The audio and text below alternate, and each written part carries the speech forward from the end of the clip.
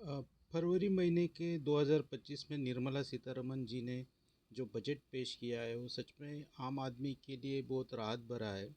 और जो tax rebate दी है अगले साल के लिए वो काफ़ी अच्छी है। तो अभी का जो इनकम टैक्स है निर्मला सीतारमण जी ने कहा है कि 12 लाख तक जो सैलरी है वो टैक्स सैलरी या इनकम है वो टैक्स फ्री है न्यू रेजिम के लिए। बट मैं बताना चाहता हूँ कि इनकम टैक्स के अलग अलग स्लैब्स दिए, जैसे 0 से 4 लाख तक नील है सैलरी या बिजनेस थ्रू जो इनकम होती है। 4 से 8 लाख तक के लिए 5% दिया है, उसका 20,000 होता है। और 8 से 12 लाख तक की जो इनकम है वो 10% टैक्स रेट से, जिसका 40,000 के होता है।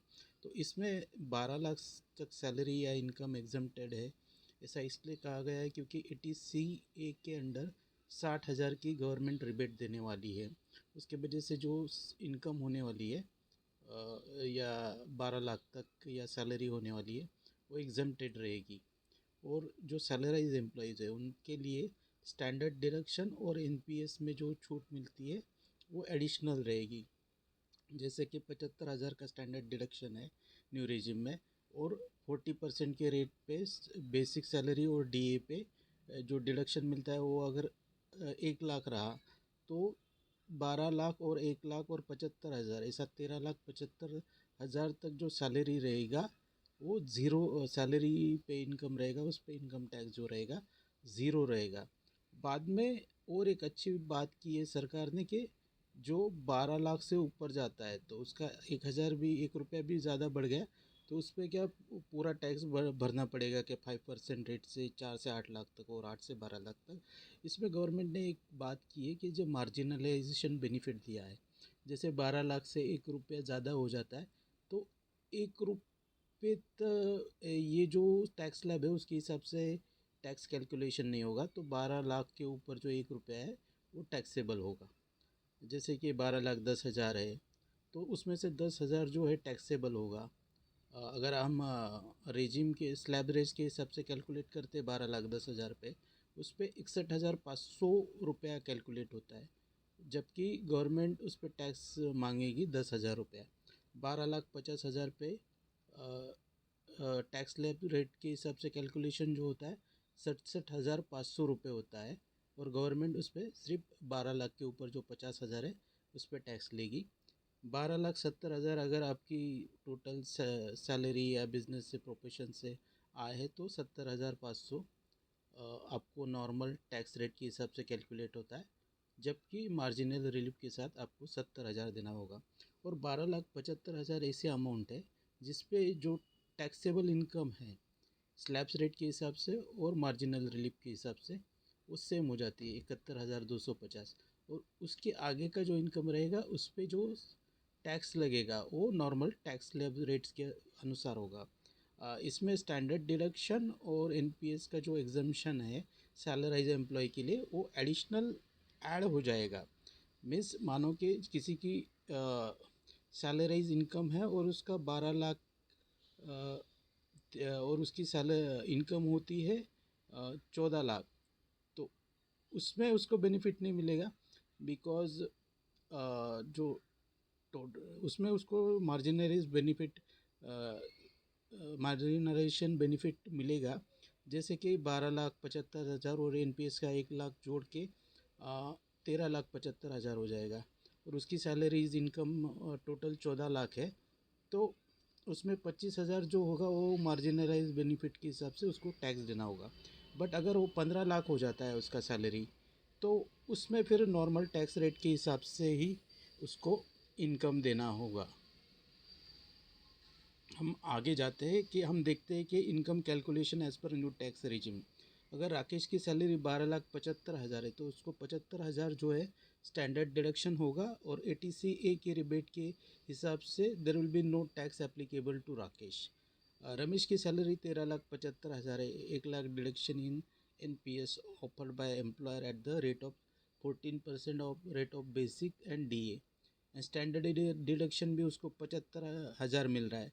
तो उसका टोटल टैक्सेबल इनकम रमेश का जो होता है वो ज़ीरो हो जाता है। रितेश का सैलरी 13,85,000, तो उसमें 1 लाख डिडक्शन अंडर NPS हो रितेश को मिल रहा है, और उसको 75,000 का स्टैंडर्ड डिडक्शन भी मिल रहा है। तो टैक्सेबल पेएबल इनकम जो रहेगी रितेश की, वो 10,000 रहेगी, और मार्जिनलाइजेशन बेनिफिट के हिसाब से फिर उसका टैक्स जो कैलकुलेट होगा वो 10,000 होगा।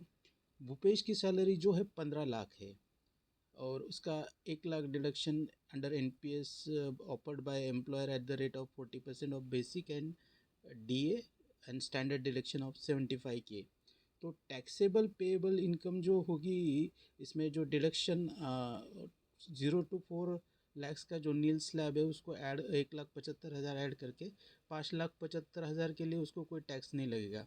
बट आगे की 4 लाख जो है 9,75,000 तक उसको 20,000 रुपये टैक्स देना होगा, और आगे के 13,75,000 तक उसको 10% रेट से 40,000 टैक्स देना होगा।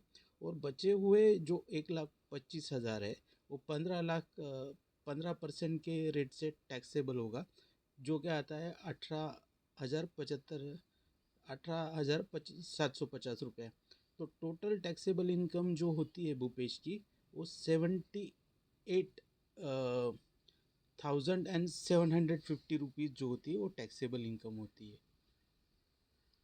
तो income tax calculation as per old tax regime, Rakesh की सैलरी जो है 8.5 लैक्स है, उसमें 50,000 का उसको स्टैंडर्ड डिडक्शन मिलेगा।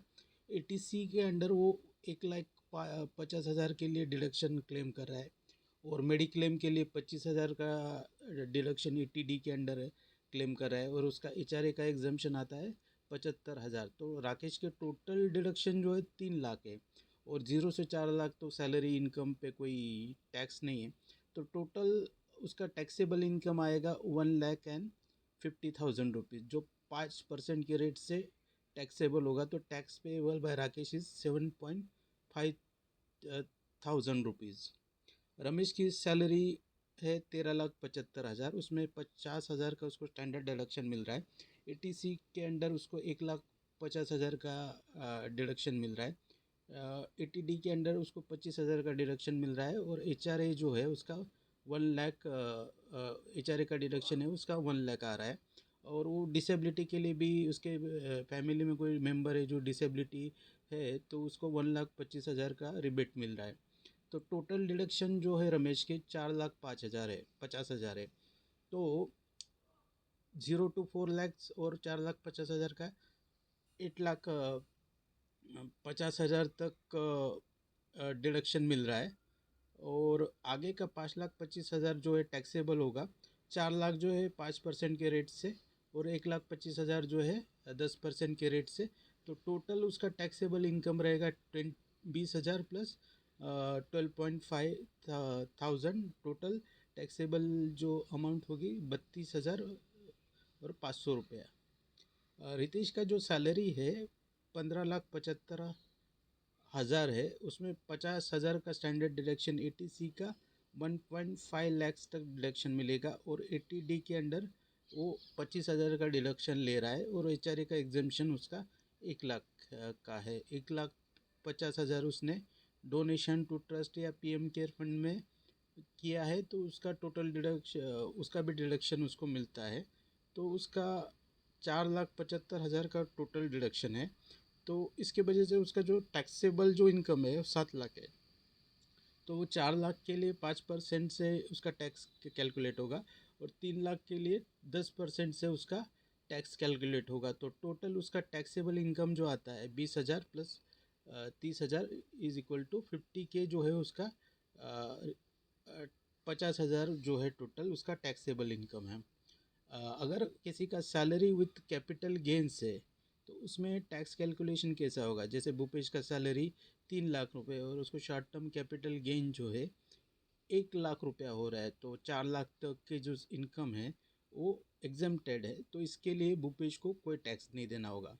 ब्रिजेश का सैलरी जो है 4 लाख है, और शॉर्ट टर्म कैपिटल गेन जो है उसको 1 लाख रुपया हुआ है, तो no tax as 4 lakhs income is exempted. But short term capital gain है जो 20% के रेट से टैक्सेबल होगा, जो 1 लाख पे 20,000 होगा, तो 20,000 रुपया उसको टैक्सेबल अमाउंट रहेगा।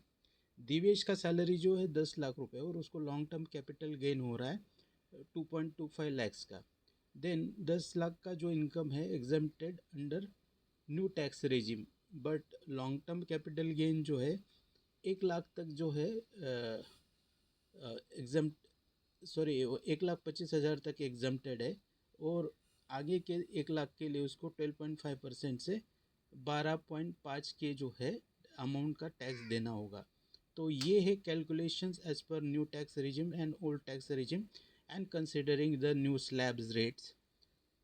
ये जो बजट है इसमें मिस निर्मला सीतारमन जी ने अभी तक का सबसे अच्छा बजट है और इसमें कॉमन मैन को काफ़ी राहत दी गई है। Thank you very much. इससे कंजम्पशन और जो इकोनॉमी है उसको अच्छा बूस्ट मिलने की संभावना है। और उनको ये बजट देते हुए अगले साल के लिए भी जो अभी का जो साल है उसमें भी कुछ बेनिफिट्स देने चाहिए थे, ऐसे पास ऑन करने चाहिए थे जो कि इकोनॉमी के लिए बहुत बेहतर साबित होते। Thank you very much. Please like and subscribe our channel and press the thumbnail.